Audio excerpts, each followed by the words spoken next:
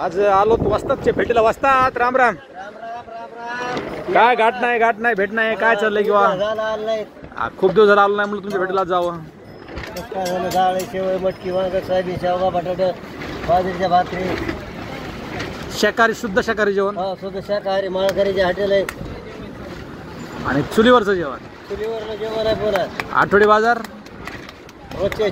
आज आपण त्यांना बाजाराचं नाव विचारणार आहोत. बाजाराचं नाव सांगा. जागाखेड जिल्ह्यातले बाजार सांगा. राम राम.